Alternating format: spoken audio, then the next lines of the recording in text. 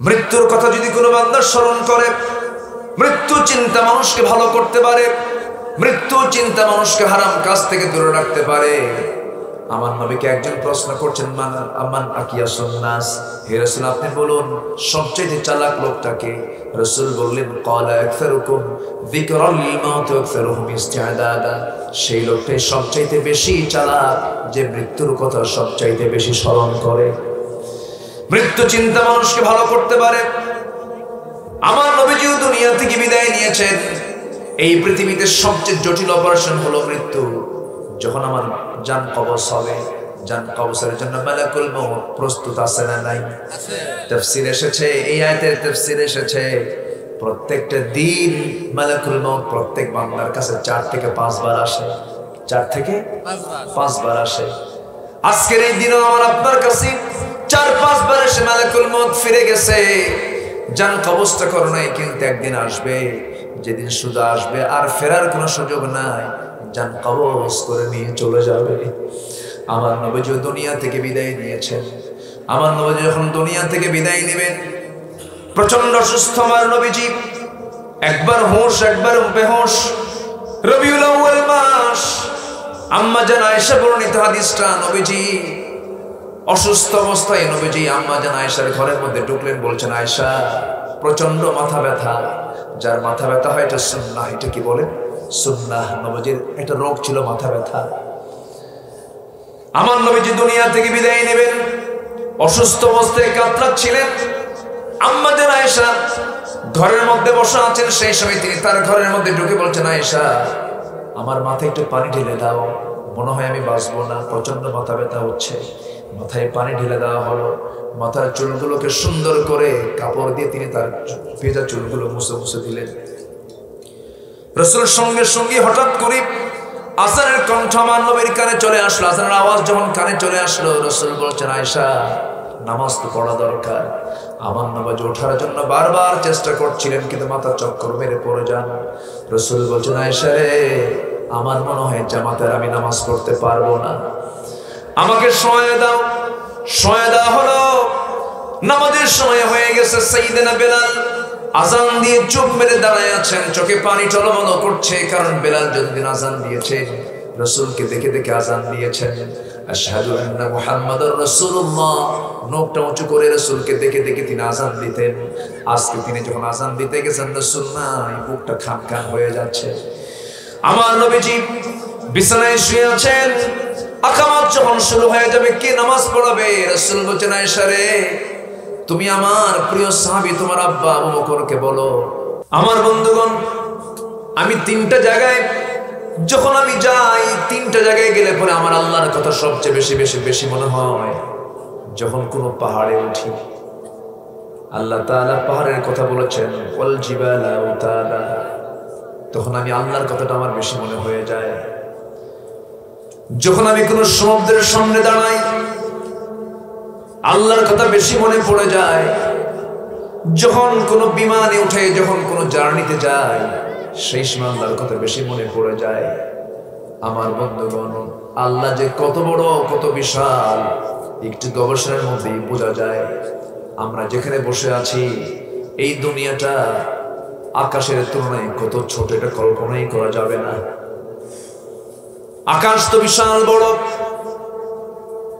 এই আকাশের মাঝে মহাশূন্যে ঝুলে থাকা যে সূর্যটা আছে, এই সূর্য যে আমরা দেখতে পাচ্ছি, দেখা যায় প্লেটের মতো এত বড় একটা সূর্য আমরা দেখতে পাচ্ছি।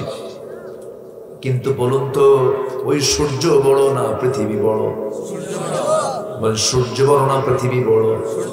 সূর্য কি শুধু বড় না অনেক বড়?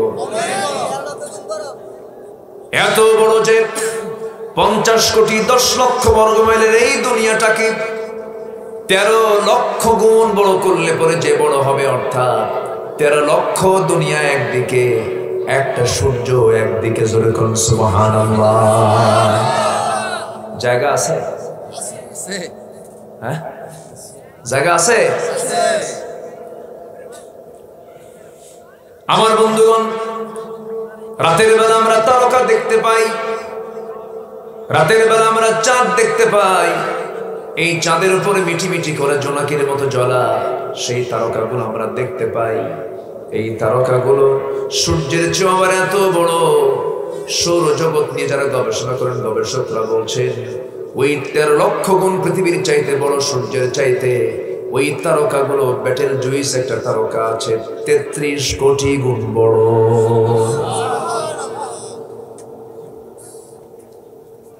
পৃথিবীর সবচেয়ে নিকটবর্তী তারকা হলো প্রক্সিমা সেন্টারাই। প্রক্সিমা সেন্টারায় যদি কেউ যেতে চায়, চাঁদের দেশের মতো, মঙ্গল গ্রহের মতো যদি কেউ যেতে চায়, এই পৃথিবী থেকে যদি কেউ কোনো নভোযানে যেতে চায়, সবচেয়ে দ্রুতগামী নভোযান দুনিয়াতে এখন অ্যাপোলো 11। অ্যাপোলো 11 এর গতি হলো পার আওয়ার, প্রতি ঘন্টায় 39,000 কিলোমিটার তারা চলে। 39,000 কিলোমিটার বেগে যদি ঘন্টায় কোনো বান্দা যদি সেই প্রক্সিমা সেন্টারি নামক পৃথিবীর সবচেয়ে নিকটবর্তী তারকার দেশে যদি কেউ যেতে চায়, তাহলে তার সময় লেগে যাবে 1,15,000 বছর মাত্র। যাবেন কারা কারা? হাত তুলে। সম্ভব? বলেন সম্ভব? এই যে তারকাগুলো আমরা আকাশে দেখতে পাই, এক একটা গ্যালাক্সি আছে, গ্যালাক্সির ভিতরে 50 বিলিয়ন করে তারকা। একটা দুইটা তারকা নয়, 50 বিলিয়ন, মানে হলো 1 বিলিয়ন সমান 100 কোটি। 50 বিলিয়ন তারকা আল্লাহ তাআলা এক একটা গ্যালাক্সির মধ্যে রেখে দিয়েছেন। বিশাল মহাশূন্যের মালিক তিনি কেউ নন, তিনি আমার একমাত্র কে? জোরে বলেন কে? আল্লাহ তাআলা। তিনি আমাকে বানিয়েছেন। আমার আল্লাহ কত বড়! সে আল্লাহ আমাকে চলার জন্য, আমার জীবনকে সাজানোর জন্য সুন্দর করে পরিকল্পনা করে দুনিয়াতে পাঠিয়ে দিয়ে বলছেন, বান্দারে আমার পক্ষ থেকে কোরআনটা তোমার কাছে গেছে, কোরআনটা সুন্দর করে পড়ো। দেখেন না কিছুক্ষণ আগে ছোট্ট কয়েকটা বাচ্চা কি পড়ানো। আমার দেশে এমন শিক্ষিত মানুষ আছে যারা মাস্টার্স ডিগ্রি পাশ করেছেন, যারা দোয়া পারে না। আস্তে কয়, যদি বিসিএস ভাইবা পরীক্ষার যদি প্রশ্ন হতো এরকম ধরনের, যারা দোয়া ক কি কি ঠিক আছে না? মুখস্থ হতো না? মুখস্থ হতো না তখন? কিন্তু তা তো করা হয় নাই, তা তো করা হয় না। মুখস্থ হবে কেমনে? পিএইচডি হোল্ডার, ডক্টরেট ডিগ্রি নিয়েছে, মাস্টার্স করেছে, এমফিল করেছে, অনেক ডিগ্রি নিয়েছে। যদি প্রশ্ন করা হয়, এমন অনেক মূর্খ আছে যাদেরকে প্রশ্ন করলে যদি বলা হয় ওযুর ফরজ কয়টা, বলে 13টা। ধমক মারলে কয় কম হয়েছে, আরেকটা বেশি হবে। ওযুর ফরজ জানে না। শরীয়তের গুরুত্বপূর্ণ যে সমস্ত বিষয়গুলো সবার জানা ফরজ। কোরআনের জ্ঞান সবার জন্য জানা কি? কোরআন জানা সবার জন্য কি? আরো জোরে, আরো জোরে, আরো জোরে। এই ফরজ শিক্ষা কি সবার জন্য আছে এখন? নাই। আমার ভাইয়েরা, আমার বন্ধুগণ, কোরআন যদি প্রত্যেকটা শিক্ষাঙ্গনে যদিও অপরিহার্য হয়ে যেত, যদি কম্পালসারি করে ফেলে দিত, বেদব অন্তত আমাদের সমাজে কম থাকতো। কারণ কোরআন যারা পড়বে আল্লাহ তাআলা তাদের ভিতরে একটা আদব দিয়ে দেন, ঠিক কিনা? ছাত্র কি সমস্যা কি এখানে? ছাত্র তো কলেজেও থাকে, মাদ্রাসাও থাকে। আমি একটা প্রশ্ন করব, শিক্ষক ছাত্রকে মারে, কলেজের কথা বলছিস, কলেজে ভার্সিটিতে শিক্ষক ছাত্রকে মারে না ছাত্র শিক্ষককে মারে? ছাত্র শিক্ষকরে মারে। মাঝে মাঝে 2 হাত 2 পা ধইরা পুকুরে চুবানো দেয়। আছে না রেকর্ড? ভুলে গেছেন নাকি আপনারা? রাজশাহীতে এই ঘটনা ঘটছে। কিন্তু শিক্ষক খুব বাড়াবাড়ি করছে, কোনো কথা নাই, 2 হাত আর 2 পা ধইরা একদম পুকুরে ফেলে দিচ্ছে। মাথা ঠান্ডা করা। কিন্তু মাদ্রাসার ইতিহাসে কোথাও কি পেয়েছেন এমন? কোথাও কি পেয়েছেন? মাদ্রাসায় আপনি পাবেন না। কেন? মাদ্রাসায় সকল আদবগুলো শেখানো হয়। কোরআন তো আদব শেখানোর জন্য এসেছে, যে বেয়াদব তার ঈমান কেমনে থাকবে? ইসলাম তো সম্পূর্ণ আদব, সম্মান, শ্রদ্ধা ইসলাম শিখিয়েছে আমার ভাইয়েরা। রাসূল বলেছেন, যে ব্যক্তি ছোটদেরকে স্নেহ করে না, বড়দেরকে সম্মান করে না, সে আমার কেউ না। ফালাইসা মিন্না, সে কেউ না, সে আমার উম্মতি না। এই শিক্ষা ইসলামে আছে, আদব ইসলাম দিয়েছে। পৃথিবীর কোথাও আপনি এগুলো পাবেন না। দেখেন না, একই দল করে, কুত্তা গ্রুপ আর শিয়াল গ্রুপ, আছে না নাই? আছে না নাই? নেতার সামনে চেয়ারে বসা, সামনে কর্মীরা বাড়াবাড়ি, চেয়ার একটাও ঠিক থাকে না। আমি কি ভুল বলছি? আমি কি ভুল বলছি? কিন্তু আপনি মসজিদে চলে যান, এক ইমামের পেছনে হাজার হাজার মুসল্লি নামাজ পড়ে, কোনো গন্ডগোল লাগে না। ইমাম যখন নামাজে দাঁড়িয়ে গেল, আলহামদুলিল্লাহি রাব্বিল আলামিন, কোন মুসল্লি কি এর আগে যেতে পারে?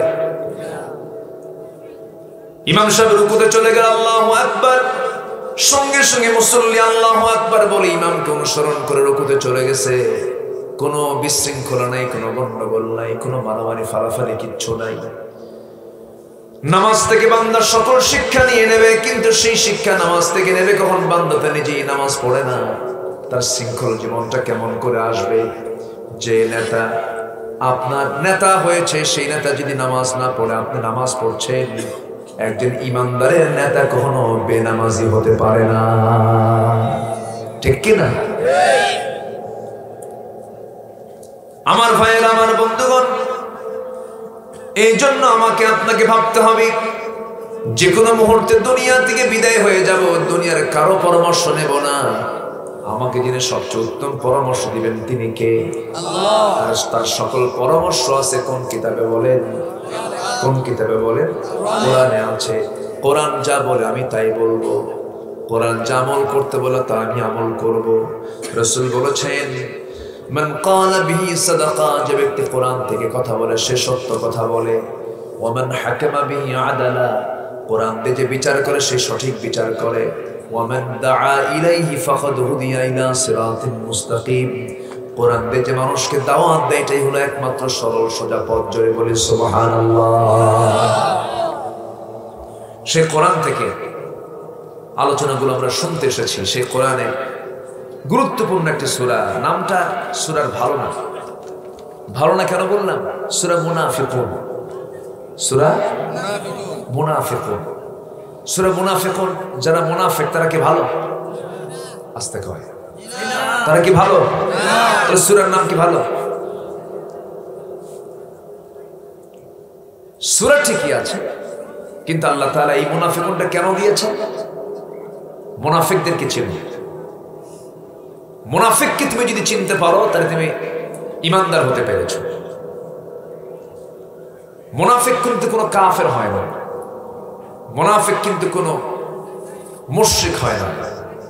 মুনাফিক হয় নামাজ পড়ে, রোজাও রাখে, হজও করে, দানও করে, সদকাও করে, মসজিদও বানায়, মাদ্রাসাও বানায়, কিন্তু মুনাফিক। আমার কথা কি বুঝে আসে? রাগ করতেছেন নাকি? আমার ভাইয়েরা, মুনাফিক কারা? এই জন্য আল্লাহ রাব্বুল আলামিন সূরা মুনাফিকুন দিয়েছেন। মুনাফিক কারা চিনে না, কাফেরকে চেনার জন্য সূরা কাফিরুন দিয়েছেন। কাফিরুন সূরাটা ছোট্ট সূরা কাফিরুন। মুনাফিকুন সূরাটা তার চেয়ে বড়, 11 আয়াত সম্বলিত এই সূরাটা। শেষ দিকের কয়েকটা আয়াত আমি তেলাওয়াত করেছি। মুনাফিকদেরকে চেনার জন্য আল্লাহ তাআলা এই সূরাটা দিয়েছেন, কাফিরকে চেনার জন্য কাফিরুন দিয়েছেন। যারা পারেন ঠোঁট মিলিয়ে বলুন, কুল ইয়া আইয়ুহাল কাফিরুন লা আ'বুদু মা তা'বুদুন ওয়া লা আনতুম আবিদুনা মা আ'বুদু ওয়া লা আনা আবিদুম মা عبدتم ولا أنتم عابدون ما دينكم ولي دين সূরার নাম কি বলেন সূরা কাফিরুন তোমরা যার ইবাদত করো আমি তার ইবাদত করি না আমি যার গোলামি করি তোমরা তার গোলামি করো না অতএব তোমার দিন তোমার কাছে আমার দিন আমার কাছে সূরা কাফিরুন স্পষ্ট হয়ে গেছে কাফিরদের অবস্থানটা কি কাফেররা কি আল্লাহর ইবাদত করে নাকি না আমার বন্ধুগণ মুমিনকে চেনার জন্য সূরা মুমিনুন দিয়েছেন সূরা মুমিনুনটা যদি কেউ পড়ে ঈমানদারদের সম্পূর্ণ চিত্র আল্লাহ তাআলা সূরা মুমিনুন চিত্রায়িত করেছেন মুনাফিকদেরকে চেনার জন্য মুনাফিকদের চরিত্র আল্লাহ তাআলা এখানে চিত্রায়িত করেছেন মুমিন কারা আমরা এখানে যারা বসে আছি সবাই তো আল্লাহর প্রতি ঈমান এনেছি সেই বান্দাদেরকে চেনার জন্য আল্লাহ রাব্বুল আলামিন বলেছেন ও বান্দা তোমরা মুনাফিকদেরকে চেনার জন্য সূরা মুনাফিকুন দিলাম মুমিনকে চেনার জন্য সূরা মুমিনুন দিলাম মুমিন কারা قد أفلح المؤمنون الذين هم في صلاتهم خاشعون والذين هم عن اللغو معرضون والذين هم للزكاة فاعلون والذين هم لفروجهم حافظون إلا على أزواجهم أو ما ملكت أيمانهم فإنهم غير ملومين فمن ابتغى وراء ذلك فأولئك هم العادون والذين هم لأماناتهم وعهدهم راعون والذين هم على صلواتهم يحافظون أولئك هم الوارثون الذين يرثون الفردوس هم فيها خالدون جربون الله أكبر গোটা কোরআন আল্লাহ তাআলা কত কথা বলেছেন আমি শুধু আপনাদের সামনে যে তেলাওয়াতটা করলাম কিছুক্ষণ আগে সূরা মুমিনুনের প্রথম 10 থেকে 11 আয়াত যদি কোনো বান্দা ফলো করতে পারে গোটা কোরআন লাগবে না এই 10 থেকে 11 আয়াত তাকে জান্নাতের দরজায় পৌঁছায় দেবে সুবহানাল্লাহ জোরে বলি সুবহানাল্লাহ আমার বন্ধুগণ একজন সাহাবী বাড়ি থেকে চিৎকার মেরে মেরে বাড়ি থেকে বের হয়ে নবীর দরবারের দিকে আসতেছে আর বলতেছেন না ফাকা হামজালা না ফাকা হামজালা না ফাকা হামজালা হামজালা মুনাফিক হয়ে গেছে হামজালা মুনাফিক হয়ে গেছে অথচ তিনি সাহাবী হামজালা মুনাফিক হয়ে গেছে দৌড় মেরে মেরে যাচ্ছিলেন নবীর সামনে দাঁড়িয়ে বলছেন ইয়া রাসূলুল্লাহ আমার মনে হয় আমি হামজালা মুনাফিক হয়ে গেছি কেন কি হয়েছে হুজুর আপনার সামনে যখন বসে থাকি দুনিয়ার কথা মনে হয় না শুধু আখিরাতের কথা মনে হয় জান্নাত জাহান্নামের কথা মনে হয় আপনার সামনে থেকে যখন বাড়ির দিকে চলে আসি তখন দুনিয়ার কথা মনে হয়ে যায় আমি মনে হয় মুনাফিক হয়ে গেছি রাসূল বলছেন হামজালা রে তুমি যেই কথাটা আমাকে বলতেছো তোমার ঈমানটা মজবুত এইজন্যই তুমি আমাকে এই কথা বলতে পেরেছো হামজালা শোনো সংসার জীবন আমার সুন্নাত ব্যবসা বাণিজ্য আমার সুন্নাত সন্তানদের লালন পালন আমার সুন্নাত ও হামজালা মুনাফিকের কিছু আলামত আছে মুনাফিকের আলামতের মধ্যে যে দিকগুলো দেখা যায় একটা আলামতও তোমার মধ্যে নাই হামজালা তুমি ঈমানদারি আছে যেরকম সুবহানাল্লাহ সাইয়েদনা ওমর ফারুক রাদিয়াল্লাহু তাআলার মতো মানুষ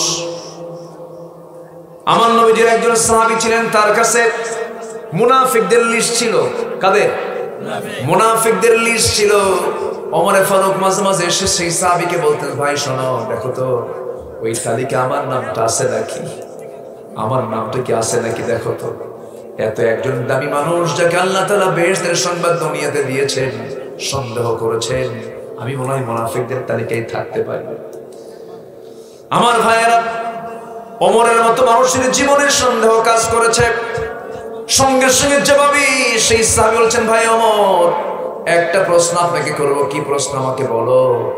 সঙ্গে সঙ্গে তিনি বলছেন, আপনার কি ফজর নামাজ কি জামাতে হয় না? হ্যাঁ হয়।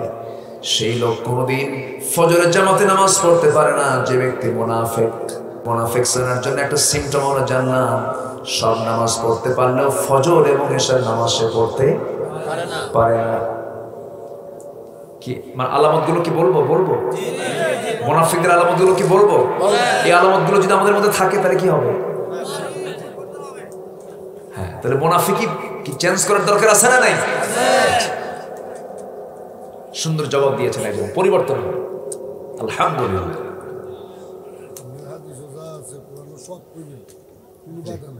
আলহামদুলিল্লাহ। জি আলহামদুলিল্লাহ। কষ্ট পাচ্ছেন নাকি আপনারা? আপনি ভাববেন না শুধু আমি আপনাকে কথাগুলো শোনাচ্ছি। এখন শুধু নির্দিষ্ট গণ্ডিতে আলোচনা থাকে না, মুহূর্তের মধ্যে গোটা দুনিয়া ছড়ে যায়। আমার এই কথা আগামী কালকের মধ্যেই কোটি মানুষের কাছে আলোচনাগুলো চলে যাবে। বোঝেন নাই? আমি কিন্তু সেই নিয়মটাকে মাথায় নিয়েই আমি কথাগুলো বলছি। আমার ভাইয়েরা, তাহলে আমরা একটা সিমটম জানতে পারলাম, মুনাফিকও নামাজ পড়ে, মুনাফিকও জামাতে নামাজে যায়, মুনাফিকের মুখেও দাড়ি থাকে, কিন্তু সব ওয়াক্ত নামাজ পড়তে পারলেও মুনাফিক ফজর নামাজ এশার নামাজ ঠিক মতো পড়তে পারে না। এরকম যদি আমাদের কোনো গ্যাপ থেকে যায় আমরা ঠিক করে নেব। জোরে বলি ইনশাআল্লাহ, আরো জোরে বলি ইনশাআল্লাহ। ভাইরে, সময়ের মালিক তো আল্লাহ, আমরা আল্লাহকে কেন সময় দেব না? সবার আগে তো আল্লাহকে সময় দিতে হবে। আলমে আরওয়াহে আল্লাহ তাআলা আমাকে রেখেছিলেন, মার পেটের মধ্যে 10টা মাস ছিলাম। আল্লাহ তাআলা ঝুলন্ত করে মার পেটের মধ্যে রেখে দিয়েছিলেন। পৃথিবীর কোন আলো বাতাস সেখানে ছিল না, দুনিয়ার কোন খাবার সেখানে ছিল না, এই পৃথিবীর কোন ইন্ডাস্ট্রিজ, কোন শিল্প কারখানা, কোন গার্মেন্টস, কোথাও আলো ছাড়া কোনো কিছু উৎপাদন হয় না, প্রোডাকশন হয় না। আলো, পর্যাপ্ত আলোর প্রয়োজন হয়। আল্লাহ তাআলা আমাকে আপনাকে যে মার পেটের মধ্যে বানিয়েছেন, সেই মার পেটে কোনো আলো ছিল নাকি? আসতে বলবেন, কোন আলো ছিল নাকি? নিকষ কালো ঘন অন্ধকারের ভিতরে আল্লাহ তাআলা আমাকে আপনাকে কত সুন্দর করে বানিয়ে দিয়েছেন। চোখের জায়গায় চোখ দিয়েছেন, কানের জায়গায় কান দিয়েছেন, নাকের জায়গায় নাক দিয়েছেন, হাতের জায়গায় হাত দিয়েছেন, পায়ের জায়গায় পা দিয়েছেন, কিডনির জায়গায় কিডনি দিয়েছেন, লাংসের জায়গায় লাংস দিয়েছেন। এক একটা পার্টসের দাম কত! যে অসুস্থ হয়ে বিছানায়, যে অসুস্থ হয়ে হসপিটালে থাকে, সে তো বুঝতে পারে যে অসুস্থতার কি কষ্ট, কি যন্ত্রণা। কুমিল্লার একজন মানুষের সঙ্গে পরিচয় ছিল আমার মালয়েশিয়াতে। এখানে মালয়েশিয়ার লোকজন বেশি তো না? এই ভাইও ছিলেন মালয়েশিয়া, পেনাঙে গিয়েছি আমি, কেলে আমি প্রোগ্রাম করেছি। এই কুমিল্লার একজন ভাই আব্দুল মমিন নাম, পেনাং সিটিতে থাকেন। সেই জায়গায় গেলাম, সালাম বিনিময় হলো। চট করে আমি তার হাতটা ধরলাম। হাতটা ধরা মাত্রই দেখি এখানে একটা মেশিন লাগানো, হাতের এক জায়গায় চামড়াটা অপারেশন করে নিচে কার সঙ্গে যেন একটা মেশিন লাগাই দিয়েছে। বললাম, ভাইজান হাত এরকম করে কি হয়? এখানে এরকম কি লাগাইছেন আপনি? চোখ থেকে টপ টপ করে পানি পড়ছে আর বলতেছে, ভাই কোটি কোটি টাকার ব্যবসা বাণিজ্য করি, কিন্তু আমার 2টা কিডনি নাই। 2টা কিডনি আমার অচল হয়ে গেছে। বললাম, বন্ধু আপনার কেমন করে এরকম হলো? ভাইরে, কিডনি 2টা নষ্ট হয়ে গেছে। সপ্তাহে 1 দিন করে ডায়ালিসিস করার জন্য আসি, ডাক্তারের কাছে যাই, ইনজেকশন দিয়া 2টা হাত আমার ঘা হয়ে গেছে। সপ্তাহে 1 দিন ডায়ালিসিস করা হয়।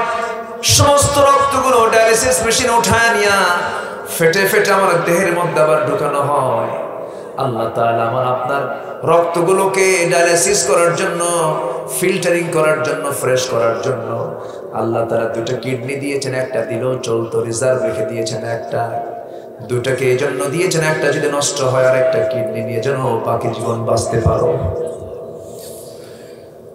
এই 2টা কিডনি আল্লাহ তাআলা দিয়েছেন মানুষ যে ডায়ালিসিস মেশিন বানিয়েছে তার ওজন হলো 100 কেজি।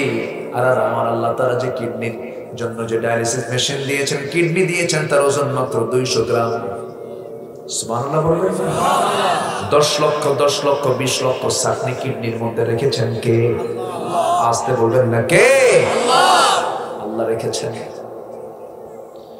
আমার ভাইয়েরা, মাথা থেকে পা পর্যন্ত প্রত্যেকটা অঙ্গ প্রত্যঙ্গকে আল্লাহ তাআলা সূক্ষ্মভাবে সুন্দরভাবে সুচারুরূপে বানিয়ে দিয়েছেন। ঘন্টার পরে ঘন্টা চলে গেল, কথাগুলো শেষ করতে পারবো না। এক কথায় মাথা থেকে পা পর্যন্ত সম্পূর্ণ অবদান একমাত্র কেবলমাত্র শুধুমাত্র কার? আসতে বললেন না, কার? এই জন্য আমি সবার আগে সময় দেব কাকে? আসতে বললেন না, কাকে সময় দেব? আজান যখন হয়ে যাবে সবার আগে আমি কার ডাকে সাড়া দেব? আল্লাহর ডাকে। নামাজ পড়লে কল্যাণ না অকল্যাণ? কল্যাণ। যে নামাজ পড়বে সে অসুস্থ হবে না সহজে। আল্লাহ যেহেতু কল্যাণ বলেছেন, অসুস্থ হবে না সে সহজে।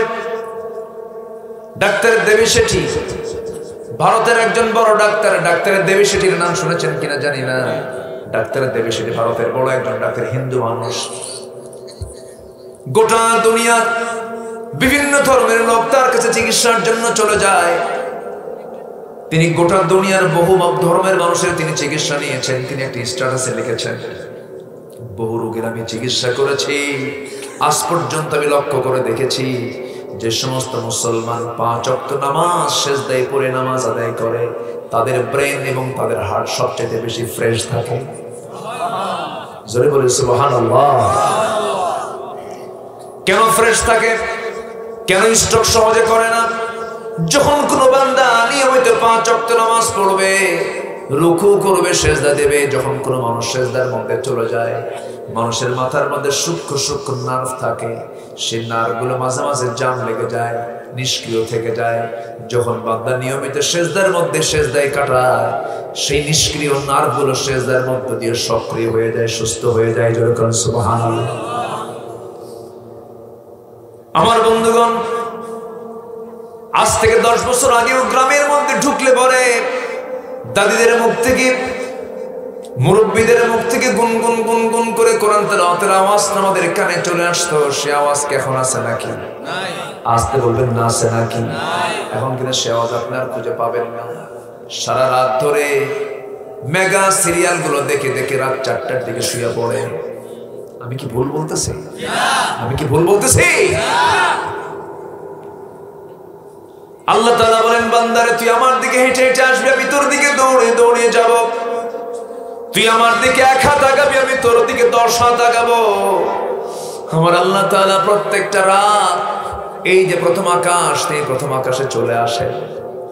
আল্লাহ তাআলা কি প্রথম আকাশে থাকেন নাকি? আমার আল্লাহ তাআলা হলো আরশ আজিমের সমাসীন। আরশ আজিমটা কত দূর! এই যে মহাশূন্যের কথাগুলো বললাম কিছুক্ষণ আগে, শুধু মহাশূন্যের কথা বলেছি। এরপরে আকাশ, এরপরে মহাশূন্যের পরে আকাশ, এরপরে মহাশূন্যের পরে আকাশ, এরপরে মহাশূন্যের পরে আকাশ। 7 আকাশের উপরে আল্লাহ তাআলা আরশ আজিম, আর রহমান আলাল আরশি ইস্তাওয়া। আমার আল্লাহ তাআলা আরশ আজিমের সমাসীন আছেন। সে আরশ আজিম থেকে প্রত্যেক রাত্রে, শেষ রাতের দিকে আমার আল্লাহ ফিস সামাঈদ দুনিয়া, দুনিয়ার আকাশে চলে আসেন। এসে প্রশ্ন করেন, আলা মিন মুস্তাগফিরিন ফাগফির লাহ, কোন ক্ষমা প্রার্থী আছে আমার কাছে ক্ষমা চাবে, আমি তাকে ক্ষমা করে দেব। আমরা কে কয়জন জাগি রে ভাই? মাত্র 2 মাস আগে, 1.5 মাস আগে ফাইনাল খেলা আমার দেশে হয়ে গেছে না গোটা বিশ্বে হয়ে গেছে? আমার দেশে হয়েছে না গোটা বিশ্বে? বিশ্বকাপ খেলা হলো। আমি কক্সবাজার থেকে আসতেছিলাম কয়েক রাতের মাহফিল শেষ করে।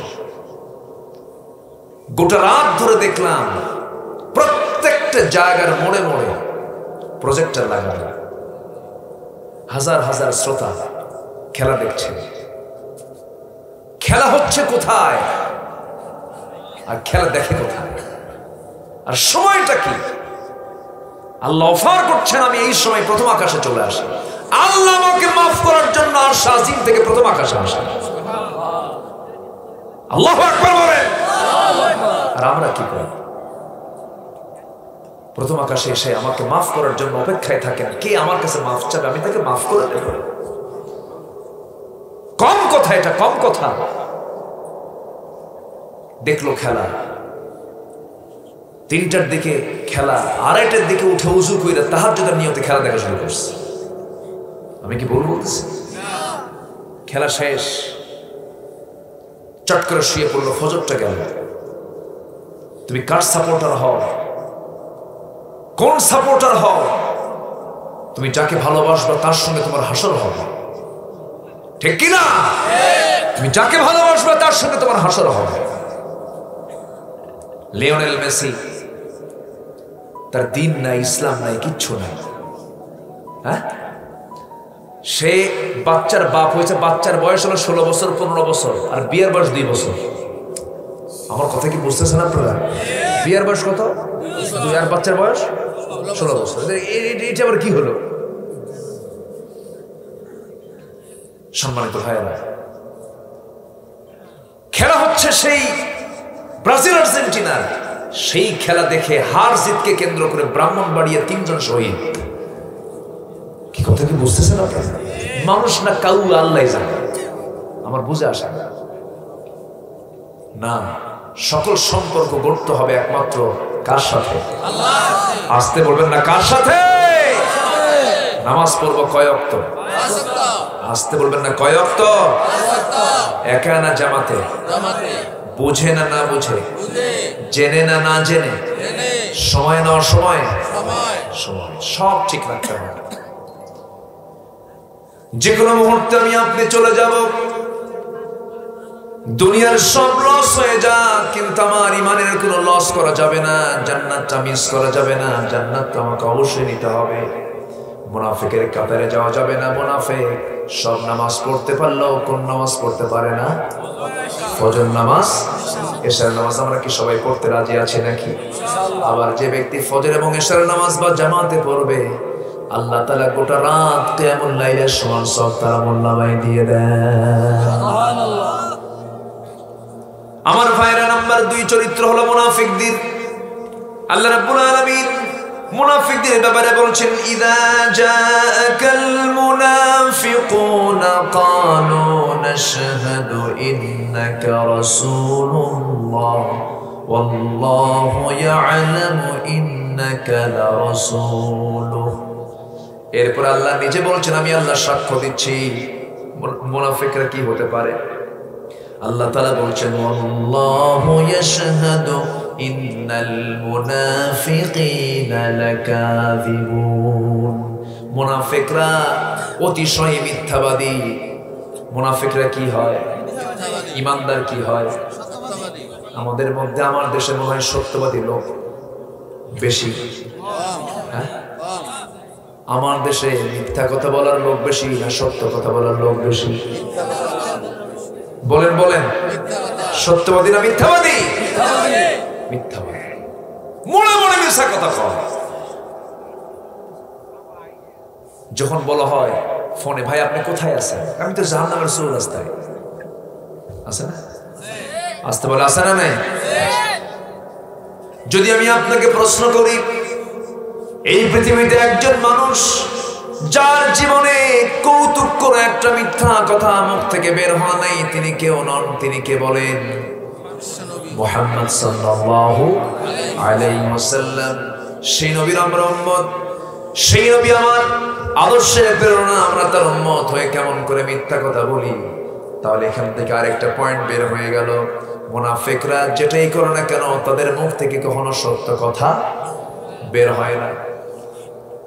মুনাফিকদের মুখ থেকে মিথ্যা কথা বের হয়। যদি আমার ফজর নামাজ, এশার নামাজ যদি বাদ পড়ে যায়, মিথ্যা কথা যদি মুখ থেকে বের হয়ে যায় ঘন ঘন, এটা কিসের লক্ষণ বলেন? আসতে বলেন না, কিসের লক্ষণ বলেন? মুনাফিকের লক্ষণ। এগুলো নিয়ে আসা যাবে না।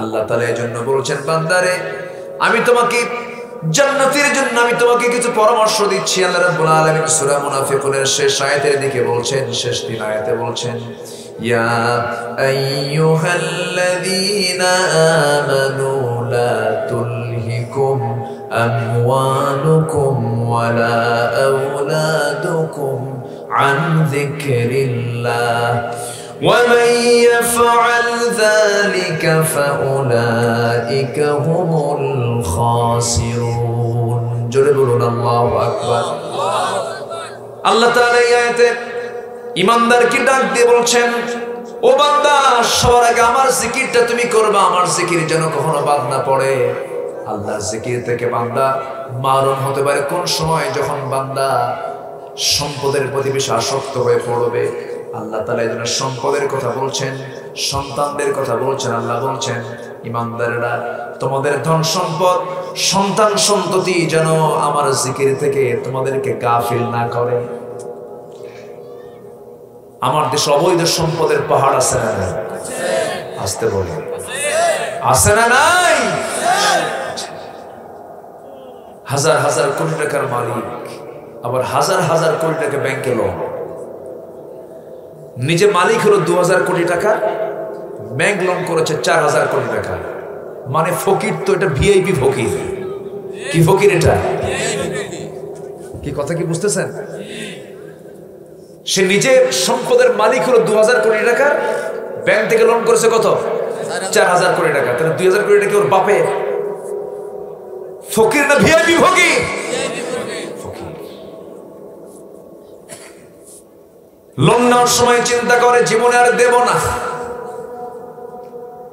এইরকম করে দুর্নীতি করি ওলট পালট করি জনগণের টাকা মেরে খাওয়া মানুষ আমার দেশে মনে হয় খুঁজে পাওয়া যায় না আসতে বলবেন না আছে না নাই আছে আমার দেশে কোনো কিছুর সংকট নেই কে বলেছে খাদ্যের সংকট আমার দেশের মাটি সোনার চেয়েও খাঁটি আমার দেশের মাটির সঙ্গে পৃথিবীর কোনো মাটি পারবে না যে দেশে সমুদ্র আছে নদী আছে খাল আছে বিল আছে সমতল আছে পাহাড় আছে গ্যাস আছে খনি আছে কয়লা আছে বিদ্যুৎ তারপরে সব খনি আছে আমার দেশে প্রাকৃতিক খনিজ সম্পদে ভরপুর আমার দেশটা সুন্দরবন সহ সবকিছুর সমারোহ আমার দেশে আছে কোনো কিছুর সংকট আমার দেশে নাই আমার দেশে যদি আমি প্রশ্ন করি তাহলে কিসের সংকট আমার দেশের সবচেয়ে বড় সংকট হলো সব নেতৃত্বের সংকট ঠিক কি না সব নেতৃত্বের সংকট যদি প্রশ্ন করি আমার দেশে নেতা বেশি না কর্মী বেশি বলে আসতে বলে নেতা বেশি না কর্মী বেশি নেতা বেশি হওয়ার জন্যই তো স্টেজ ভেঙে পড়ে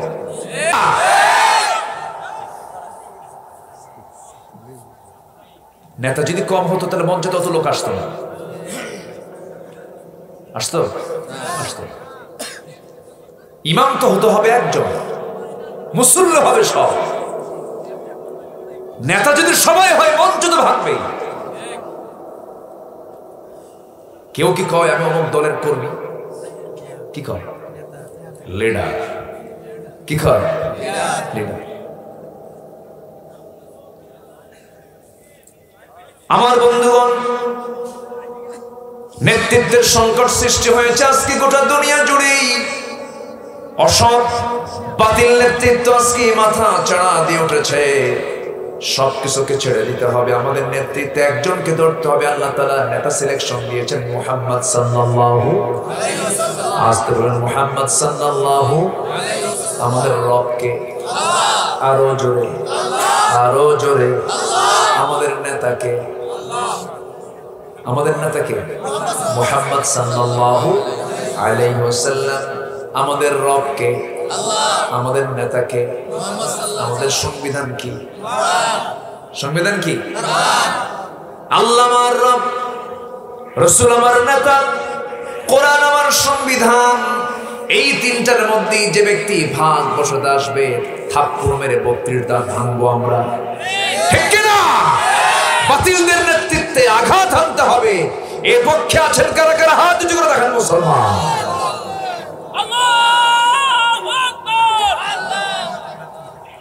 আল্লাহ তুমি সবার হাতকে কবুল করো জোরে বলি আমিন আরো জোরে আমিন কষ্ট পাচ্ছেন আমার দিকে তাকান তাহলে আল্লাহর জিকিরে আমাদের বাধার কারণ হতে পারে আল্লাহ তাআলার পরামর্শ। সূরা মুনাফিকুনে আমার জিকির করতে নিয়ে যেন তোমাদের এই বাধাটা না আসে, তোমাদের সম্পদ এবং তোমাদের সন্তান আমার জিকির থেকে যেন তোমাদেরকে গাফিল না করে। কার কথা? আসতে বলবেন না, কার কথা? আল্লাহর কথা। আমার ভাইয়েরা, আমি তো ওই লোকটাকে চরম বোকা মনে করি, আপনি কি মনে করবেন জানি না। সারা জীবন সুদের কারবার করলো, ঘুষের কারবার করলো, লুটপাট করলো, রাস্তার টাকা মেরে খায়া কোটি কোটি টাকাগুলো নিজের সন্তানের জন্য রেখে গেল, কিন্তু সে তো নিজ শূন্য হাতে কবরে চলে গেল। সমস্ত গুনার আমলনামা নিজের কাঁধে বহন করে সন্তানকে সম্পদ গড়ায় দিয়ে গেল। এই লোকটাকে চালাক না বোকা? চালাক না বোকা? বোকা। আল্লাহ বলছেন বান্দা, আল্লাহ বলছেন বান্দা, সম্পদ যেন আমার জিকির থেকে, সন্তান যেন আমার জিকির থেকে তোকে উদাসীন না করে ফেলে। সুদ খাওয়া হারাম না হারাম? এরা কে মনে হয় সুদ নাই? আছে, আছে। সারছে খাও। সুদ খায় কারা? সুদ খাওয়া কার চরিত্র কম? আসতে কয় কেন? আচ্ছা, সূরা ধরছি তো মুনাফিকুন। আমার ওয়াজে আজকে কেউ খুশি হতে পারবে না। রাগ করতেছেন নাকি আপনারা? আবু জাহেলের সমাজের 4টা বৈশিষ্ট্য ছিল। আবু জাহেলের সমাজে কয়টা বৈশিষ্ট্য ছিল? 1 নাম্বার সুদের কারবার, নাম্বার 2 হলো জেনার কারবার, নাম্বার 3 হলো জুয়ার কারবার, নাম্বার 4 হলো সুদ বলেছি, মদ বলি নাই মনে হয়, মদের কারবার। এই 4টা কাজ আবু জাহেলের সমাজে ছিল। সেই সুদ, সেই মদ, সেই জুয়া, সেই জেনা আজকের সমাজে নাই। আছে? তাহলে আবু জাহেলের সমাজে যা ছিল এখনকার সমাজেও তাই আছে। তাহলে এই সমস্ত বিষয়গুলোকে যারা লালন করে, সুদের কারবার যারা করে, জেনার কারবার যারা করে, মদের বোতল নিয়ে যারা থাকে, এর সমস্ত কাজের জুয়ার কারবার যারা করে, জুয়াটা হলো দেখেন না 6-7 জন মিলে মোনাজাত তোলে। মোনাজাত ধরে না? মোনাজাত পার্টি আছে না? নাই এলাকায় মনে হয় নাই?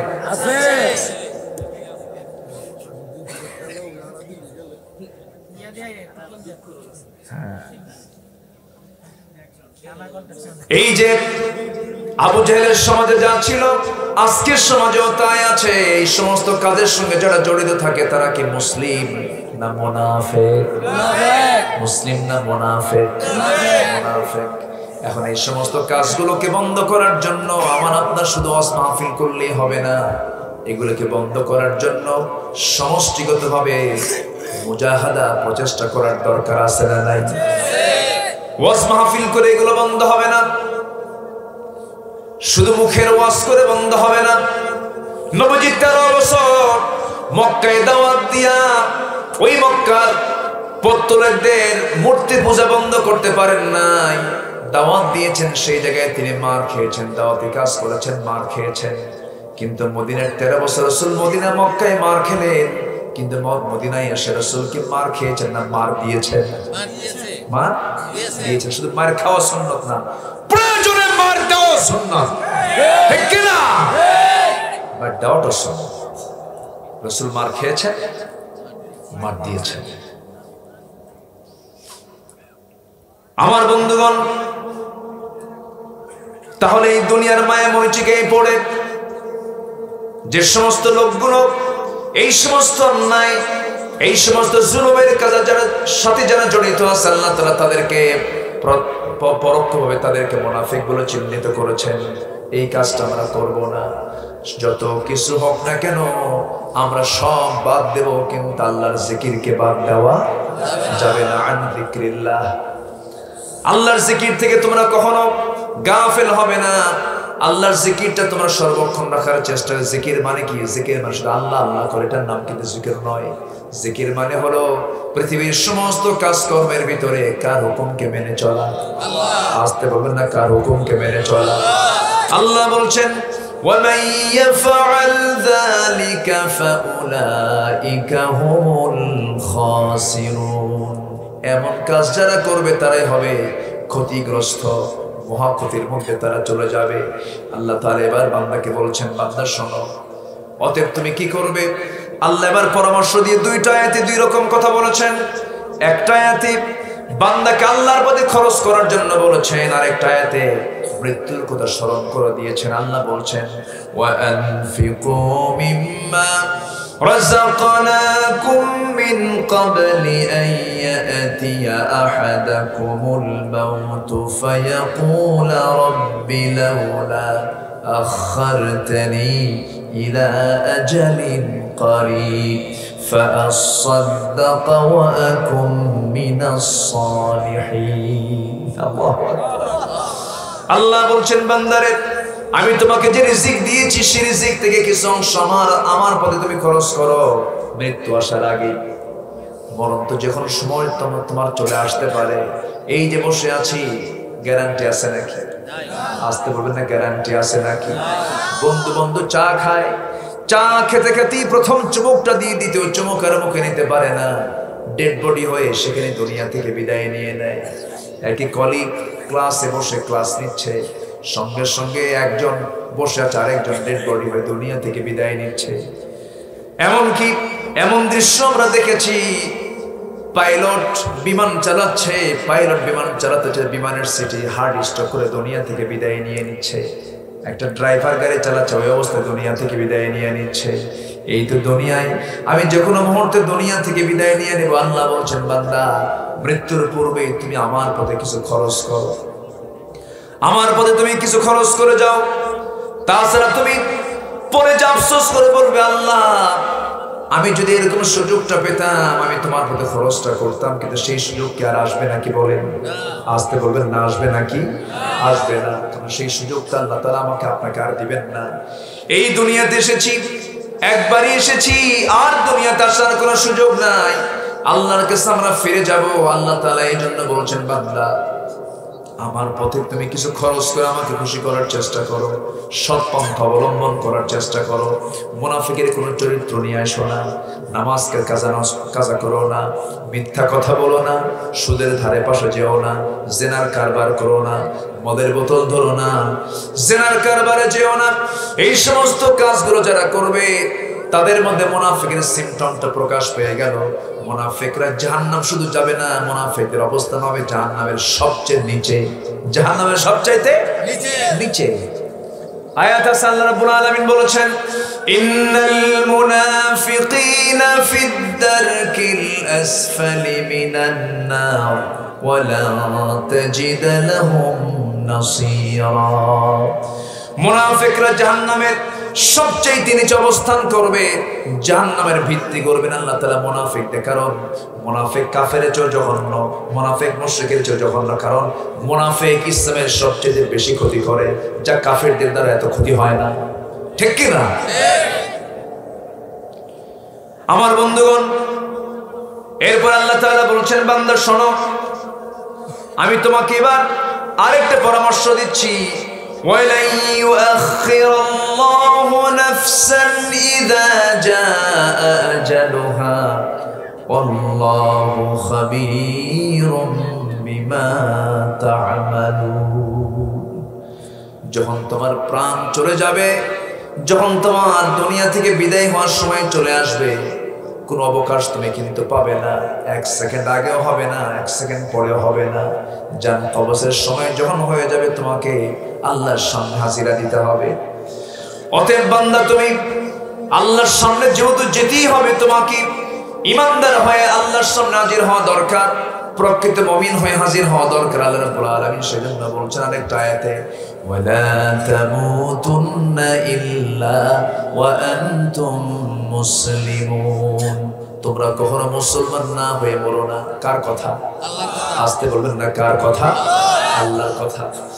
আমার বন্ধুগণ, মৃত্যুর কথা যদি কোনো বান্দা স্মরণ করে, মৃত্যু চিন্তা মানুষকে ভালো করতে পারে, মৃত্যু চিন্তা মানুষকে হারাম কাজ থেকে দূরে রাখতে পারে। আমার নবীকে একজন প্রশ্ন করছেন, আমান আকিয়াসুন নাস, হে রাসূল আপনি বলুন সবচেয়ে চালাক লোকটাকে? রাসূল বললেন, ক্বালা আকসারুকুম যিকরাল লিল মাউত ওয়া আকসারুহুম ইস্তিআদাদা, সেই লোকটাই সবচেয়ে বেশি চালাক যে মৃত্যুর কথা সবচেয়ে বেশি স্মরণ করে। মৃত্যু চিন্তা মানুষকে ভালো করতে পারে। আমার নবীজিও দুনিয়া থেকে বিদায় নিয়েছেন। এই পৃথিবীতে সবচেয়ে জটিল অপারেশন হলো মৃত্যু। যখন আমার জান কবজ হবে, জান কবজের জন্য মালাকুল মউত প্রস্তুত আছে না নাই? তাফসীর এসেছে, এই আয়াতের তাফসীর এসেছে প্রত্যেকটা দিন মালাকুল মউত প্রত্যেক বান্দার কাছে 4 থেকে 5 বার আসে। 4 থেকে 5 বার আসে। আজকের এই দিনও আমার আপনার কাছে 4-5 বার এসে মালাকুল মউত ফিরে গেছে। জান কবজটা করো নাই, কিন্তু একদিন আসবে যেদিন শুধু আসবে আর ফেরার কোনো সুযোগ নাই, জান কবজ করে নিয়ে চলে যাবে। আমার নবী দুনিয়া থেকে বিদায় নিয়েছেন। আমার নবী যখন দুনিয়া থেকে বিদায় নেবেন, প্রচন্ড অসুস্থ আমার নবীজি, একবার হুঁশ একবার বেহুশ। রবিউল আউয়াল মাস, আম্মা জান আয়েশা বর্ণিত হাদিসটা, নবীজি অসুস্থ অবস্থায় নবীজি আম্মা জান আয়েশার ঘরের মধ্যে ঢুকলেন, বলছেন আয়েশা প্রচন্ড মাথা ব্যথা। যার মাথা ব্যথা হয় এটা সুন্নাহ। এটা কি বলেন? সুন্নাহ। নবীজির একটা রোগ ছিল মাথা ব্যথা। আমার নবীজি দুনিয়া থেকে বিদায় নেবেন, অসুস্থ অবস্থায় কাতরাচ্ছিলেন। আম্মা জান আয়েশা ঘরের মধ্যে বসা আছেন। সেই সময় তিনি তার ঘরের মধ্যে ঢুকে বলছেন, আয়েশা আমার মাথায় একটু পানি ঢেলে দাও, মনে হয় আমি বাঁচবো না, প্রচন্ড মাথা ব্যথা হচ্ছে। মাথায় পানি ঢেলে দেওয়া হলো। মাথার চুলগুলোকে সুন্দর করে কাপড় দিয়ে তিনি তার ভেজা চুলগুলো মুছে মুছে দিলেন। রাসূল সঙ্গে সঙ্গে হঠাৎ করে আযানের কণ্ঠ আমার নবীর কানে চলে আসলো। আযানের আওয়াজ যখন কানে চলে আসলো, রাসূল বলছেন, আয়েশা নামাজ তো পড়া দরকার। আমার নবী ওঠার জন্য বারবার চেষ্টা করছিলেন, কিন্তু মাথা চক্কর মেরে পড়ে যান। রাসূল বলছেন, আয়েশা রে, আমার মনে হয় জামাতের আমি নামাজ পড়তে পারবো না, আমাকে সময় দাও। সময় দেওয়া হলো। নামাজের সময় হয়ে গেছে। সাইয়েদনা বেলাল আজান দিয়ে চুপ মেরে দাঁড়ায় আছেন, চোখে পানি টলমল করছে, কারণ বেলাল যতদিন আজান দিয়েছে রাসূলকে দেখে দেখে আজান দিয়েছেন।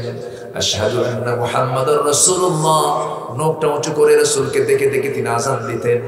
আজকে তিনি যখন আজান দিতে গেছেন, রাসূল নাই, বুকটা খান খান হয়ে যাচ্ছে। আমার নবীজি বিছানায় শুয়ে আছেন। আকামাত যখন শুরু হয়ে যাবে, কে নামাজ পড়াবে? রাসূল বলছেন, আয়েশা রে, তুমি আমার প্রিয় সাহাবী তোমার আব্বা আবু বকরকে বলো আমার মুসল্লায় দাঁড়ায় যেন সে আমার দায়িত্বটা পালন করে, এবং এটা দিয়ে এটাও বুঝালেন আমার পরবর্তী নেতৃত্ব আমার আবু বকরই দেবে। জোরে বলেন সুবহানাল্লাহ। ইসলামের নেতৃত্ব আসে নামাজ থেকে। কিসের থেকে বলে? নামাজ থেকে। আর যে নেতৃত্ব নামাজ থেকে আসে সেটা হচ্ছে জাহেলি নেতৃত্ব। কি নেতৃত্ব? জাহেলি নেতৃত্ব। শেষ করে দেই, চালাবো চালাবো? কষ্ট হচ্ছে না তো আপনাদের? ও মারা আসছে নাকি? মায়েরা মাহফিল আছে? আলহামদুলিল্লাহ, আলহামদুলিল্লাহ। আমি আজকে লক্ষ্য করেছি মাহফিলে কিন্তু যুবকরা বেশি, তাই আলহামদুলিল্লাহ। আল্লাহ তুমি মাদেরকে কবুল করে। জোরে বলি আমিন, আরো জোরে আমিন। আমার দিকে তাকান। কষ্ট পাচ্ছেন নাকি আপনারা? আমার নবীজি যখন বলে দিলেন, ওরে আয়েশা তোমার বাপকে বলো আমার জায়গায় যেন দাঁড়ায় আসে, যেন আমার নেতৃত্বটা দিয়ে দেয়। আজান শুরু হয়ে গেল, আকামাত শুরু হয়ে গেল, নামাজে দাঁড়ায় গেছেন সাহাবায়ে কেরাম। নামাজ শুরু হয়ে গেছে। নামাজ যখন চলতেছে, আমার নবীজি বলছেন, আয়েশা আমাকে একটু নিয়ে যাও। তো নিয়ে যাওয়া হলো। জানালার কাছে গিয়া আমার নবীজি দাঁড়ানো আছেন। আমার নবীজি আম্মা জান আয়েশাকে ধরে নিয়ে সেই জায়গায় দাঁড়ায় আছেন। এমন সময় নবীজি জানালার ফাঁকা দিয়া সাহাবীদের নামাজের দৃশ্যগুলো দেখতেছেন, আর চোখের কোণা বেয়ে বেয়ে টপ টপ করে পানি পড়ছে। আম্মা জান আয়েশা বলছেন, ইয়া রাসূলুল্লাহ আপনি কাঁদেন কেন? আপনার সাহাবীরা তো নামাজ পড়ে, আপনার কান্না করার কারণটা কি? আপনার তো এখানে দুঃখ পাওয়ার কথা নয়। রাসূল বলছেন, আয়েশা রে, আমার চোখে পানি আসার কারণ অন্য কোনো কারণ নয়, দুঃখের জন্য নয়, আমার কষ্টের জন্য নয়। মানুষ চোখের পানি ফেলে দুইটা কারণ, একটা হচ্ছে চরম আনন্দের সময়, চরম দুঃখের সময়। আজকে যে তুমি আমার চোখের পানি দেখতেছো আয়েশা, এটা আমার চরম আনন্দের চোখের পানি। তুমি কি জানো আয়েশা, এই নামাজ কায়েমের আন্দোলন করতে গিয়ে আমাকে তায়েফের মানুষ রক্তাক্ত করেছে। উহুদের ময়দানে দন্দে মোবারক শহীদ হয়েছে আমার সাহাবী আম্মারের বাবা ইয়াসারকে, সুমাইয়াকে দুনিয়া থেকে বিদায় করে দিয়েছে। এই নামাজ কায়েমের জন্য কত রক্ত আমার সাহাবীরা ঝরেছে। সেই নামাজ আজকে রাষ্ট্রীয় পর্যায়ে কায়েম হয়ে গেছে, এই জন্য আমার চোখের পানি আসছে। আমার নবীকে আস্তে করে শোয়া দেওয়া হলো, নামাজ শেষ হয়ে গেছে। সাহাবে কেরাম তাদের মধ্যে কান্নার রোল পড়ে গেছে। রাসূল তো বাঁচবেন না, রাসূল তো দুনিয়া থেকে বিদায় নিয়ে নেবেন। আমার নবীজি আম্মা জান আয়েশাকে সামনে দাঁড় করায় বলছেন, আয়েশা রে, আমি মনে হয় দুনিয়া থেকে বিদায় হয়ে যাব, দেখো তো একটা মেসওয়াক দেওয়া যায় নাকি। একটা মেসওয়াক সংগ্রহ করার জন্য আম্মা জান আয়েশা উঠতে পারলেন না, তার ভাইকে ডাক দিয়ে একটা মেসওয়াক সংগ্রহ করালেন। মেসওয়াকটা তিনি শক্ত মনে করে আম্মা জান আয়েশা চাবায় চাবায় নরম করে দিয়া সেই মেসওয়াকটা নবীর হাতে যখন দিয়ে দিলেন, আমার নবীজি মুস্কি মুস্কি হাসি মেরে মেসওয়াকটা মুখে নিয়া আগে চুষে চুষে তার মুখের লাগানো থুতুগুলো চুষে চুষে পান করছেন। আর বলছেন, আয়েশা, আমি তেমন হক আদায় করতে পারলাম না, আমি তোমাকে খুশি করার চেষ্টা করলাম। আম্মা জান আয়েশা বলেন, আমি নিজেকে ধন্য মনে করি, আমার নবীজি তার জীবনের শেষ খাবার খেয়েছেন। আমি আয়েশা আমার মুখের লালা। নবীজি মেসওয়াকের মুখটা পরিষ্কার করে ফেললেন। নবীজি দুনিয়া থেকে বিদায় নেবেন। বিদায় নেওয়ার আগ মুহূর্তে আম্মা জান আয়েশাকে ডাক দিয়ে বলছেন, আয়েশা রে, আমি মনে হয় দুনিয়া থেকে বিদায় নিয়ে নেব। মালাকুল মউত যে কোনো মুহূর্তে আমার সামনে চলে আসবে, আমি দুনিয়া থেকে বিদায় নেব। আমার উম্মতকে একটা লাস্ট মেসেজ দিয়ে দিও, আমার উম্মতরা যেন 5 ওয়াক্ত নামাজ যেন কখনো না ছেড়ে দেয়। নবীজির শেষ কথা ছিল কয় ওয়াক্ত নামাজ? সবাই কি 5 ওয়াক্ত নামাজ পড়বেন? এটা হাত তুলে দেখেন তো দেখি। জোরে বলি ইয়া আল্লাহ, আরো জোরে ইয়া আল্লাহ। আমাদেরকে 5 ওয়াক্ত সালাত আদায় করার তৌফিক তুমি আল্লাহ দিয়ে দাও। জোরে বলি আমিন, আরো জোরে আমিন। নামাজ আমরা কেউ ছাড়বো না, এমন সিদ্ধান্ত কি নেওয়া যায়? আর যুবকদেরকে আমি বলবো, যুবকরা তোমরা 3টা আমল করবা। 3টা আমল যুবকদের জন্য আমি 3টা আমল শিখিয়ে দিয়ে যাচ্ছি। বলবো নাম্বার 1, তাড়াতাড়ি বিয়ে করবে। রাগ করছো না?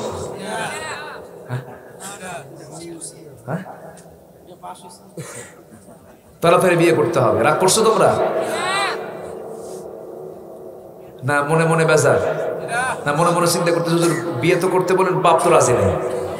হ্যাঁ, এই তো কেবল টের পাইছে। ঠিক, ওরে বাপ রে বাপ।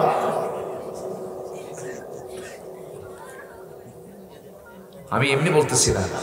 আজকের সমাজে বিয়ে বেশি না জেনা বেশি? বলেন, বিয়ে বেশি না জেনা বেশি?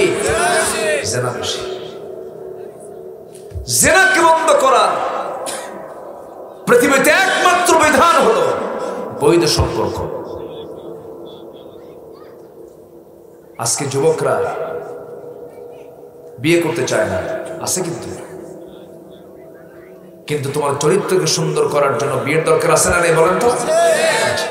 রাসূল যে সমাজ গড়েছিলেন সেই সমাজে বিয়েটা সহজ ছিল, জেনাটা কঠিন। মানে কি?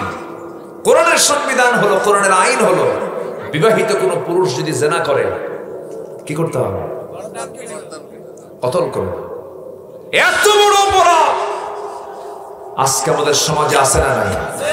আসতে বলবেন না, আছে না নাই? আমার নবীজি তার মেয়েকে বিয়ে দিবেন, ফাতিমাকে বিয়ে দিবেন। ধরে ধরে বিলিয়নার সাহাবীরা এসে রাসূলকে বলছেন, ইয়া রাসূলুল্লাহ, আপনার মেয়েকে আমি বিয়ে করতে চাই। রাসূল বলেন, না, নট অ্যালাউড, যাও। আমার পছন্দের ছেলে এখন আমার সামনে আসে নাই, সবার প্রস্তাব দেওয়া শেষ। এমন এক সাহাবী আসছে যার বাড়ি নেই, নবীর কাছে এসে দাঁড়িয়ে আছেন। রাসূল বলেন, আলী, তুমি কিছু বলবা? হুজুর, কি যে বলবো নিজেও জানি না। তুমি কি আমার মেয়েকে বিয়ে করবো? হুজুর, দিলে করা যায়। সুবহানাল্লাহ বলবেন। নবীজি বলেন, কিছু কি আছে তোমার কাছে? হুজুর, কি থাকবে? আমার তো বাড়ি নেই। কি আছে তোমার কাছে বলো? একটা তরবারি, এই যে একটা ঢাল। রাসূল বলেন, তরবারিতে তোমার লাগবে, ঢালটা বেঁচে আসো। ঢাল বিক্রি করার টাকাই হবে আমার মেয়ের বিয়ের মহরানা। বিয়েটাকে কত ইজি করেছেন রাসূল। আর এখনকার মহরানা কি? 25,03,320 টাকা মহরানা ধার্য করিয়া তোর মধ্যে নাকফুল বাবু 320 টাকা পরিশোধ করিয়া বাকি টাকা ফাঁকি দিয়া আছে না? নবজি তার মেয়েকে বিয়ে দিচ্ছেন, ঢাল বিক্রি করতে গেছেন বাজারে। সামনে সকালবেলা আমার নবজির বড় জামাই ওসমান বলছেন, আলী তুমি ঢাল নিয়ে আসছো বাজারে, কি ব্যাপার? আমার তো বিয়ে ঠিক হয়েছে। কার সাথে? নবজির ছোট্ট মেয়ে আর আপনার শালী। সুবহানাল্লাহ বললেন। রাসূল ওসমান জিন নরেন বলেন, তাই? খুব খুশি হলেন, বললেন ঠিক আছে ঢালটা আমাকে দাও, আমি কিনে নেব। টাকা দিয়ে ঢালটা নিয়ে নিলেন। কিছু দূর যেতে পিছন থেকে বলছেন, আলী তুমি তোমার কিছুক্ষণের মধ্যে ভাইরা হয়ে যাচ্ছ, তোমাকে তো কিছু দিতেই হবে, ঢালটা আমি তোমাকে উপহার স্বরূপ দিয়ে দিলাম। ঢাল নিয়ে নবীর সামনে দাঁড়ানো মাত্র রাসূল বলেন, ওসমান, আলী তোমার মনে হয় ঢালটা বিক্রি হয়নি। হুজুর বিক্রি তো হয়ে গেছে। কে নিয়েছে? ওসমান নিয়েছে। ঢাল তোমার হাতে কেন? হুজুর ওসমান আবার আমাকে গিফট করছে। লোক আর খুঁজে পাও না, তুমি আমার বড় জামাইয়ের কাছে বিক্রি করতে গেছো, আমি থেকে বললামই না কিছু। নবীজি বললেন, আজকেই তোমার বিয়ে হয়ে যাবে বিশ্বের সেরা মানুষের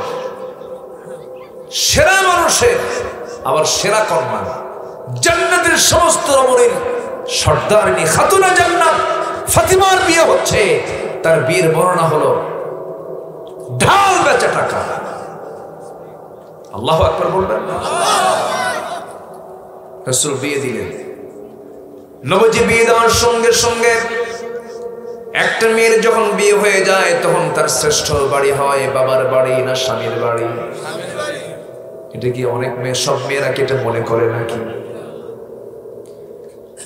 আমার নবীজি মেয়েকে বিয়ে দিয়ে বলেন, মা শোনো, তুমি আজকের থেকে চলে যাচ্ছ তোমার স্বামীর ঘরে, মৃত্যুর দিন পর্যন্ত আমি তোমাকে একটা কথা বলে দিচ্ছি, স্বামীর বিরুদ্ধে যেন একটা নালিশও যেন আমার কানে কখনো না আসে। নবজি তার মেয়েকে বিয়ে দিলেন, এই সমস্ত কথাগুলো বলে দিলেন। আর আজকের সমাজের কিছু মেয়ের বাপ আছে, মেয়েকে পাঠায় দিয়ে বলে, যা স্বামীর ঘরে যা, যদি কিছু বলে আমার শুধু ফোন দিবি, খাইয়া ফেলাম। ত্রাসগিরি করে শান্তি হয়? শান্তি হয় না। আমার নবীজি মেয়েকে বিয়ে দেওয়ার সময় একটা পান করার জন্য গ্লাস, পানি রাখার জন্য মশক, চামড়ার একটা তোষক, আটা পেশার জন্য একটা পিসদানি, এই কয়েকটা জিনিস দিয়ে বললেন, মা যাও তোমার স্বামীর ঘরে চলে যাও। আমার নবীজির মেয়েটাকে পাঠায় দেওয়া হলো, ভাড়া একটা বাড়িতে করেছে, সেখানে তিনি থাকলেন। আমার নবীজি মেয়েকে বিয়ে দিয়েছেন ঠিক, কিন্তু 3 দিন পার হতে দেন নাই। 3টা দিন অন্তত একবার করে রাসূল তার মেয়ে ফাতিমাকে দেখে আসতেন। আমার ভাইয়েরা, সেই নবীজির মেয়ে ফাতিমা সংসার জীবন চালাচ্ছিলেন, 2টা সন্তান হয়ে গেছে, এমন কষ্ট করে জীবনটা চালাতেন। হাদিসে সহিহ হাদিসের বর্ণনা, তিনি আটা দিয়ে পিসদানি দিয়ে আটা পিষতে পিষতে তার হাতে ঘা হয়ে গেছে, কূপ থেকে পানি তুলতে তুলতে কোমরে তার দাগ পড়ে গেছে, ঘর ঝাড়ু দিতে দিতে কাপড় চোপড় ময়লা হয়ে যায়, সারতে পারেন না, কাভার করতে পারেন না। আমার নবীজির এই কলিজার টুকরা মেয়ে ফাতিমা একদিন আব্বার সামনে এসে বলছেন, আব্বা জান, আমি আপনার মেয়ে, আপনি আমার বাবা, আমার 2টা কলিজার টুকরা সন্তান, আপনার নাতি হাসান হোসাইন। আমার পরিবারের কাজ আমি একা করতে গিয়ে হিমশিম খেয়ে আমার কষ্ট হয়। আব্বা আপনি তো রাষ্ট্রপ্রধান, দেখুন তো আমার জন্য কিছু করা যায় নাকি? একটা কাজের মানুষ দিলে, একটা খাদেম দিলে খুব উপকার হয়। আমার নবীজি আস্তে করে বলছেন, ফাতিমা রে এই দিকে আয়, তোর সঙ্গে একটু পার্সোনালি কথা বলি। কাছাকাছি নিয়ে বলছেন, ফাতিমা রে শোনো, তুমি আমার মেয়ে, তুমি আমার মতোই হবে। তুমি কি দেখেছো তোমার বাবা কারো দ্বারা কাজ করায় নিয়েছে? তুমি কি দেখেছো এমন কোন চরিত্র আমার দ্বারা পরিস্ফুটিত হয়েছে? আমার কাপড় আমি নিজে ধুই, আমার ঘর আমি নিজে ঝাড় দেই, আমার কাপড় আমি নিজে সেলাই করি, আমি কাউকে দিয়ে কোনো কাজ করাই না। আমার মেয়ে ফাতিমা দুনিয়ার এই ক্ষণিক জীবনের জন্য কোনো খাদেমের প্রয়োজন নাই, একা একাই সমস্ত কাজগুলো করো, আমি তোমাকে একটা আমল শিখিয়ে দেব। সুবহানাল্লাহ, আলহামদুলিল্লাহ, আল্লাহু আকবার 33 বার তুমি সকাল সন্ধ্যা পড়বে, আমার আল্লাহ তোমার সমস্ত কাজের মধ্যে বরকত দিয়ে দিবেন। সুবহানাল্লাহ।